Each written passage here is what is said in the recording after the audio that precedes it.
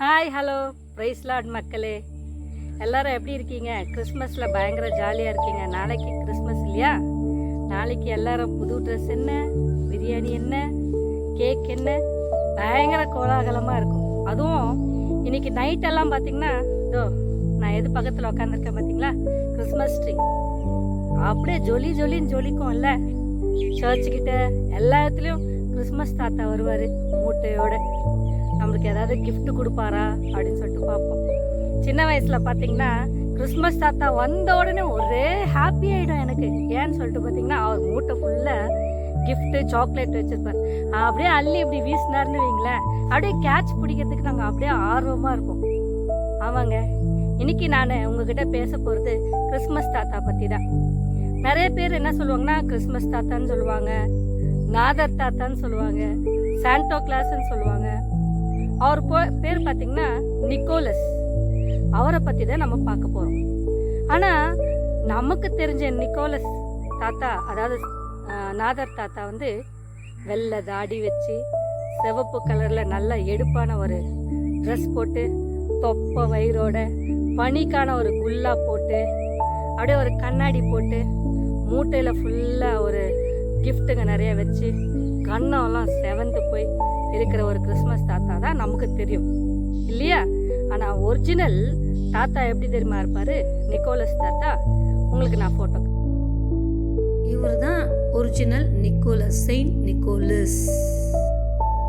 இதுவும் Saint Nicolas ஓவியம் தான். 12ஆம் நூற்றாண்டில் வரையப்பட்ட ஒரு ஓவியம். என்ன போட்டிருக்குன்னு ஜூம் பண்ணி பாருங்க. சைப்ரஸில் உள்ள அயோஸ் நிக்கோலஸ் டிஸ் ஸ்டெயில்ஸ் தேவாலயத்தின் மைராவின் புனித நிக்கோலஸின் 12ஆம் நூற்றாண்டு ஓவியம் இது. இந்த கிறிஸ்மஸ் தாத்தா நான் சொன்னல 13ஆம் நூற்றாண்டில் வந்து என்ன பார்த்தோம், நம்ம அந்த ஃபோட்டோ எடுக்கப்பட்டுச்சுன்னு சொல்லிட்டு பார்த்தோம் இல்லையா? ஆனால் அவர் வாழ்ந்தது எப்போன்னு சொல்லிட்டு பார்த்தீங்கன்னா, 4ஆம் நூற்றாண்டில் கிரேக்கத்தில் பைசாந்தியம் பேரரசில் வாழ்ந்த, அதாவது தற்போது வந்து இது இந்த இடம் எங்கே இருக்குன்னு பார்த்தீங்கன்னா துருக்கியில் இருக்கு. சரியா? அங்கே இருந்த ஒரு பேராயர் தான் யாரு? இந்த நிக்கோலஸ்.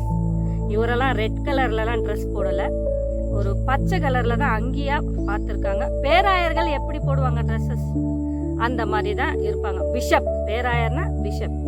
ஒரு ரொம்ப நல்ல உள்ளம் படைத்தவர் இவர். வந்து அவரோட ஒரு நல்ல உள்ளம், ஒரு ஹாப்பியாக தான் நம்ம பார்த்துருப்போம். ஆனால் அவர் பின்னாடி அவர் கிறிஸ்தவர்களுக்கு எதிராய் செயல்பட்ட மக்களுக்கு நடுவில் அவர் ரொம்ப ரொம்ப கஷ்டப்பட்டிருக்கார்.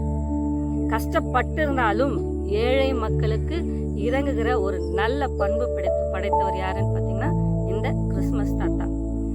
எல்லாரும் சொல்லுவாங்க, நல்ல குணம் இருந்துச்சுன்னா, நல்ல பழக்கம் இருந்துச்சுன்னா சின்ன பசங்களுக்கு சொல்லுவாங்க, டே பையா, நாளைக்கு கிறிஸ்மஸ் தாத்தா வருவாரு, நீ நல்ல புள்ளையா இருந்தீன்னா உனக்கு என்ன பண்ணுவாரு? கிஃப்ட் வச்சுட்டு போவாரு. நீ ஏதாவது கெட்ட வேலை பண்ண, பொய் சொல்லிட்டு எல்லாரும் அடிச்சு சண்டை போட்டுட்டு இருந்த, என்ன பண்ணுவார்? உனக்கு கறி கட்டையை வச்சுட்டு போயிடுவார். அதாவது அந்த கறி இருக்கும்ல, அடுப்பு கறி, அதை வச்சுட்டு போயிடுவார் அப்படின்னு ஒரு தாட் இருக்கு.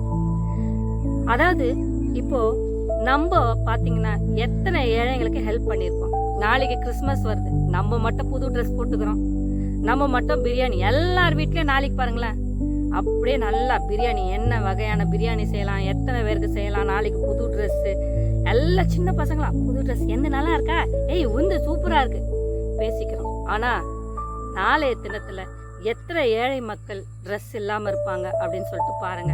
உங்களால் இயன்றதை நீங்க செய்யுங்க. நீங்களும் ஒரு சாண்டா கிளாஸ் தாத்தாவா இருந்து, அதுக்குன்னு வயசானவரா மாறணும்னு நான் சொல்ல வரல. ஏழைகளுக்கு இறங்குகிறவன் கர்த்தருக்கு கடன் கொடுக்கிறான். வேதத்துல பார்க்கோம்ல, ஒருத்தன் கடவுள்கிட்ட கேட்குறாரு, எப்போ ஆண்டவரே நீங்க வந்தீங்க, வீட்டுக்கு வந்தீங்க, உங்களுக்கு நான் சாப்பாடு தரல, எப்போ நீங்க வந்தீங்க, உங்களை நான் உபசரிக்கல, எதுவும் பார்க்கல, துணி கொடுக்கல அப்படின்னு சொல்லிட்டு கேட்குறாரு. கடவுளா நேரம் வந்தாதான் நம்ம ட்ரெஸ் தருவோம்னு இல்லை.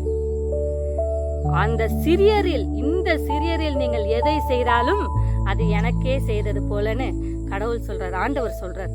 அப்போ நீங்க நேரா கடவுளுக்கு தான் ட்ரெஸ் தரணும், கடவுளுக்கு தான் சாப்பாடு தரணும்னு இல்லை. இந்த சிறியரில் எதை செய்தாலும் அது நாளைக்கு பிறந்த நாள் கொண்டாட போற இயேசு சாமிக்கு செஞ்ச மாதிரி, அவருக்கு புது ட்ரெஸ் தந்த மாதிரி. ஸோ இன்னைக்கு ஒரு முடிவெடுப்போம். எங்க கிளம்பிட்டீங்க வேகமா? ஓ, புது ட்ரெஸ் எடுக்கவா? உங்களுக்கு இல்லையா? ஏழை மக்களுக்கா? ரொம்ப சந்தோஷம். ஏழை மக்களுக்கு உதவுங்க. அது கடவுளுக்கு நாளைக்கு கண்டிப்பா ஒரு ஹாப்பியை கொடுக்கும். உங்க மனசுக்கும் ஒரு சந்தோஷத்தை தரும். குறிப்பா அந்த ஏழை மக்களுக்கு நாளைக்கு ஒரு நல்ல ஒரு உணவு கிடைக்கும்ன்ற ஒரு மகிழ்ச்சி, நல்ல ஒரு புத்தாடை கிடைக்கும்ன்ற ஒரு மகிழ்ச்சியோட நான் விடைபெறுகிறேன். நன்றி. Again praise the Lord. இப்போ உங்களுக்கு காமிச்ச போட்டோ பாத்தீங்கன்னா 13ஆம் நூற்றாண்டுல சினாய் தீபகற்பத்தில் உள்ள புனித கேத்ரின் மடத்துல பெறப்பட்ட ஒரு நிக்கோலஸ் தாத்தாவோட ஒரிஜினல் படம் இதுதான். இது சித்தரிக்கப்பட்டது, எல்லா குழந்தைகளுக்கும் ஏற்ற மாதிரி சித்தரிக்கப்பட்டது. அது ஏன் இந்த நிக்கோலஸ் தாத்தாவை இந்த மூட்டையோட இப்படி ஒரு பிக்சர் போட்டிருக்காங்க? ஏன் சாண்டா கிளாஸ் தாத்தானா gift கொடுக்கறவரா எல்லாரும் யோசிக்கிறாங்கன்னு தானே பாக்குறீங்க. ஆக்சுவலி இவர் பாத்தீங்கன்னா ஒரு ஹெல்பிங் டெண்டன்சி இருக்கிறவர். ஏழை மக்களுக்கு, ஏழை குழந்தைகளுக்கு புதிய ட்ரெஸ், அந்த காலத்துல பாத்தீங்கன்னா உணவு இல்லாம இருக்கிற மக்களுக்கு என்ன பண்ணுவாராம், உணவு, அவங்களுக்கு ஒரு துணி மணி எல்லாமே அவரு கொடுத்து ஹெல்ப் பண்ணுவார். அதனால அவர் என்ன பண்றாங்க, ஒரு கிஃப்ட் கொடுக்குற தாத்தாவா இப்போ மாத்திட்டாங்க. நம்மள எத்தனை பேர் ஏழைகளுக்கு இறங்குகிறோம்? வேதத்துல நம்ம வாசிக்கிறோம்ல, ஏழைகளுக்கு இறங்குகிறவன் கர்த்தருக்கு கடன் கொடுக்கிறான் இல்லையா? சரி, நம்ம விஷயத்துக்கு வருவோம். இந்த சாண்டா கிளாஸ் தாத்தா என்ன பண்ணாரா, கிறிஸ்மஸ்க்கு முந்தைய நாள் ஒருத்தர் வீட்டுக்கு போயிருக்காரு. அவங்களுக்கு 3 பொண்ணுங்க. 3 பொண்ணுங்களை பத்தி அவர் சொல்லிட்டு இருக்கார். நான் ரொம்ப வறுமையில இருக்கேன், 3 பொண்ணுங்களை நான் எப்படி கரை சேர்க்க போறேன்னு தெரியல, ரொம்ப கஷ்டமா இருக்கு அப்படின்னு சொல்லிட்டு அவர் சொல்லிட்டு இருக்கும் போது இந்த சாண்டா கிளாஸ் தாத்தா, அதாவது நிக்கோலஸ் அப்படின்றவர் என்ன பண்ணாரா, எல்லாத்தையும் மனசுல கேட்டுக்கிட்டாராம். கேட்டுக்கிட்டு அவர் என்ன பண்ணாராம், அடுத்த நாள் விடிகாலம் போகும்பொழுது அந்த கிஃப்ட் அவங்க கிட்ட நேரடியா கொடுத்தா வாங்குவாங்களோ வாங்க மாட்டாங்களோ அப்படின்னு சொல்லிட்டு அவருக்கு ஒரு குவெஸ்டின் மார்க். ஸோ என்ன பண்ணாராம், எதுல கிஃப்ட் கொடுக்கறதுன்னு அவருக்கு தெரியலையா. அதனால ஒரு சாக்ஸ்ல என்ன பண்ணாராம், இந்த கோல்டு காயின்ஸ் எல்லாம் இருக்கும்ல, 3 பேக் கோல்டு காயின்ஸ் அதாவது சாக்ஸ்ல கட்டி ஒரு மரத்துல கட்டி விட்டுட்டு போயிட்டாராம். அந்த 3 பிள்ளைங்களோட அப்பா பார்த்தப்போ அந்த மரத்துல சாக்ஸ் தொங்குது, என்ன இது சாக்ஸ் கட்டி இருக்கு அப்படின்னு சொல்லிட்டு எடுத்து பார்த்தா அந்த சாக்ஸ் ஃபுல்லா தங்க நகைகள் தானா, அதாவது தங்க காயின்ஸ் தான். அதனால தான் நம்ம கிறிஸ்மஸ் டைம்ல பாத்திருக்கோம்ல, மரத்துல அங்கங்க சாக்ஸ் தொங்க விட்டுருக்குமே. ஆனா நம்ம சாக்ஸ் தொங்க விட்டுருக்கிறது எதுக்கு தொங்க விட்டு இருக்காங்கன்னே தெரியாம என்ன பண்றாங்க மக்கள், அது ஒரு டெக்கரேஷன்ல லைனா தொங்க விட்டுருப்பாங்க. ஆனா அதனோட ஒரிஜினல் உண்மை என்னன்னு பாத்தீங்கன்னா, கிறிஸ்மஸ் தாத்தா கிட்ட அதை பேக் பண்ணி தொங்க விடுறதுக்கு எதுவுமே இல்லாதனால அவரோட சாக்ஸ்ல அந்த கோல்டு காயின்ஸ் எல்லாம் ஃபில் பண்ணி மரத்துல தொங்கிட்டு போனார். அதை தான் இப்ப நம்ம என்ன பண்ணுகிறோம், டெக்கரேஷன் திங்ஸா யூஸ் பண்ணிட்டு இருக்கோம். அப்போ அந்த பெண் பிள்ளைகளோட அப்பா பார்த்தோன்னே ரொம்ப ரொம்ப ஹாப்பி ஆயிடுச்சான். அந்த 3 பிள்ளைங்களையும் நான் நினைக்கிறேன் கண்டிப்பா நல்லபடியா கல்யாணம் பண்ணி கொடுத்துருப்பார். ஸோ உதவும் உள்ளம் படைத்த ஒரு பெரிய மனுஷர் யாருன்னு பார்த்தீங்கன்னா அந்த புனித நிக்கோலஸ் இறங்குகிற ஒரு நல்ல பண்பு படைத்தவர் யாருன்னு பார்த்தீங்கன்னா இந்த கிறிஸ்மஸ் தாத்தா. எல்லாரும் சொல்லுவாங்க, நல்ல குணம் இருந்துச்சுன்னா, நல்ல பழக்கம் இருந்துச்சுன்னா சின்ன பசங்களுக்கு சொல்லுவாங்க, டே பையா, நாளைக்கு கிறிஸ்மஸ் தாத்தா வருவாரு, நீ நல்ல புள்ளையா இருந்தீன்னா உனக்கு என்ன பண்ணுவாரு, கிஃப்ட் வச்சுட்டு போவாரு. நீ ஏதாவது கெட்ட வேலை பண்ண, பொய் சொல்லிட்டு எல்லாரும் அடிச்சு சண்டை போட்டுட்டு இருந்த, என்ன பண்ணுவார், உனக்கு கறி கட்டையை வச்சுட்டு போயிடுவார். அதாவது அந்த கறி இருக்கும்ல, அடுப்பு கறி, அதை வச்சுட்டு போயிடுவார் அப்படின்னு ஒரு தாட் இருக்கு.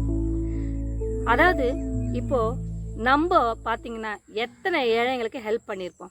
நாளைக்கு கிறிஸ்மஸ் வருது, நம்ம மட்டும் புது ட்ரெஸ் போட்டுக்கிறோம், நம்ம மட்டும் பிரியாணி, எல்லார் வீட்லயும் நாளைக்கு பாருங்களேன் அப்படியே நல்லா பிரியாணி, என்ன வகையான பிரியாணி செய்யலாம், எத்தனை பேருக்கு செய்யலாம், நாளைக்கு புது ட்ரெஸ்ஸு, எல்லாம் சின்ன பசங்களா புது ட்ரெஸ், எந்த நல்லா இருக்கா, ஏய் உந்து சூப்பரா இருக்கு பேசிக்கிறோம். ஆனா நாளைய தினத்துல எத்தனை ஏழை மக்கள் ட்ரெஸ் இல்லாம இருப்பாங்க அப்படின்னு சொல்லிட்டு பாருங்க. உங்களால் இயன்றதை நீங்க செய்யுங்க.